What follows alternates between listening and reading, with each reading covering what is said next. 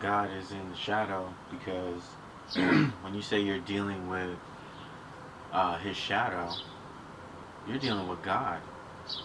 That's a massive amount of fucking energy. Like, we're not dealing with something that is like, you know, weak. We're actually dealing with real power here.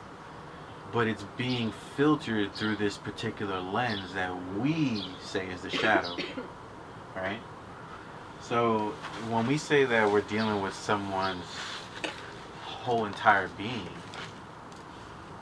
and I say, oh, I love you for who you are, that's what that means.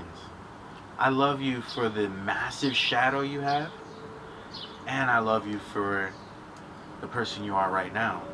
And you're not even at your fullest potential right now, and I'm in love with you. And why do I stick around? Because I see the opportunity, precious potential that you can become. You're an investment. That's what relationships are. We mutually benefit and invest in each other to become our best selves. That's a relationship, you know? But look how hard that is. Because I only want the best of you. I don't want the worst. You know, like, you have to deal with the shadow. You have to deal with the worst. So when a person says, I love you, this person doesn't say it with a happy smile. They say it with tears. Because it's painful to love you. It's very painful. And it should be. Because you're dealing with a real person. When we don't then start tapping in to that shadow work of, you know, like just dealing with all the pain or whatever, that I feel like we then have an issue, or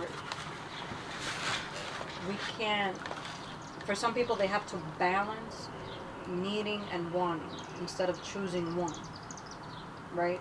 If you're in a relationship, because there's a lack somewhere because of their pain and suffering elsewhere. And so it'll come off as if, no, I do need you for X, Y, and Z. But it's like, do you need me? Like, you know, like, if you were to deal with your list of whatever it is that's been holding you back or whatever the fuck, you wouldn't need me. You would 100% just want me. Yeah, that's a good point, because that early on in our relationship as well, where like the anxiety brought about this feeling to release only through sex. Like, that was the main way to do it. So, you know, we got into arguments, you know, based on this principle, because it was like, well, you're high anxiety, I'm not. You want sex more than me. I can't keep up with that. Does that make me a bad candidate as a boyfriend or, you know, as a partner back then?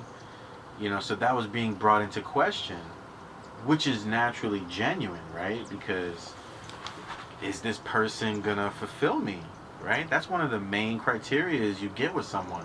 Let's be honest, right? Like, I need you to fulfill me, not in everything, but in some departments. And whatever my criteria is, that's fair, right?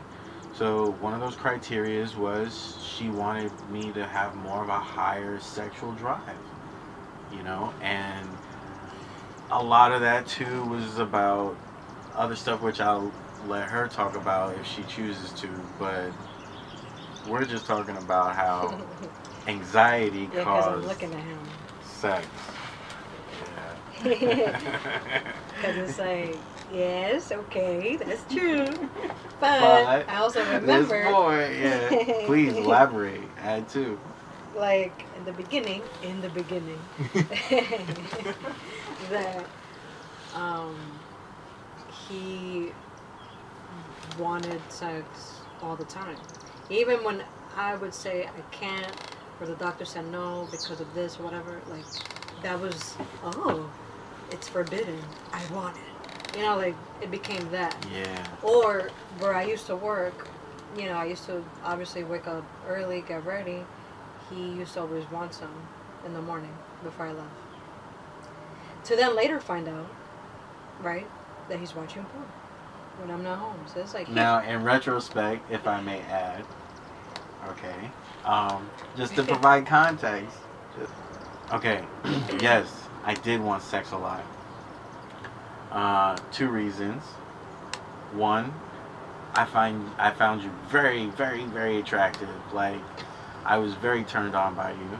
And 2, I was also filled with anxiety because I just uprooted from Atlanta to New York. And I remember very briefly, I was gonna go try to sleep in Central Park illegally, and I was then offered a couch.